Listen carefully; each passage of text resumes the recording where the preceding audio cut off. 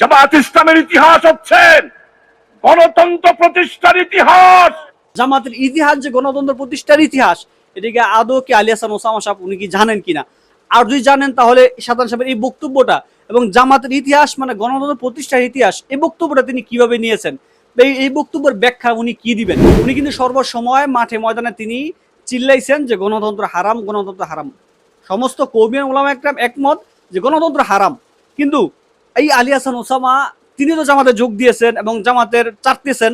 তো এখন কি আলী হাসান ওসামা সাহেব বিগত দিনে যে বক্তব্য দিয়েছেন সেটাকে তিনি কি ধরে রাখবেন, নাকি না জামাতের কাছে যাওয়ার কারণে সে বক্তব্যগুলো তিনি প্রত্যাখ্যান করবেন? জামাত ইসলামের ইতিহাস হচ্ছে গণতন্ত্র প্রতিষ্ঠার ইতিহাস।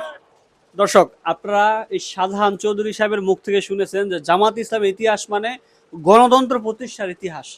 যেখানেই গণতন্ত্র বিলুপ্ত হয়েছে সেখানেই জামাতে ইসলাম গণতন্ত্র পুনরুদ্ধার করেছে, কারণ তারা গণতন্ত্র রাজনীতি করে। এই বক্তব্য দ্বারা কিন্তু স্পষ্ট এটাই বোঝা যায় যে জামাত ইসলাম তাদের প্রতিষ্ঠা হয়েছে গণতন্ত্র প্রতিষ্ঠা করার জন্য।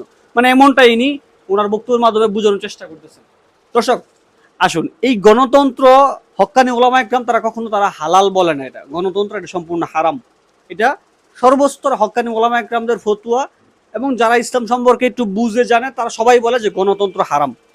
মূলত এখানে তিনি আসলে কোন গণতন্ত্রের কথা বলেছেন? ওলামা একরাম যেটাকে হারাম ঘোষণা দিয়েছেন ওই গণতন্ত্রের কথা বলেছেন, নাকি না এখানে জামাত ইসলামের ব্যক্তিগত কোনো গণতন্ত্র আছে ওইটার কথা বলেছেন?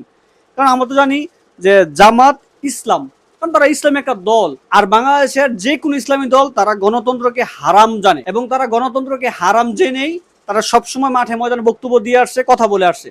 কিন্তু জামাত ইসলাম, কারণ তারা তো ইসলামিক দল, তারা আসলে এই গণতন্ত্রকে কিভাবে হালালভাবে নিয়েছে, এবং জামাত ইসলামের প্রতিষ্ঠা হয়েছে গণতন্ত্রকে রক্ষা করার জন্য।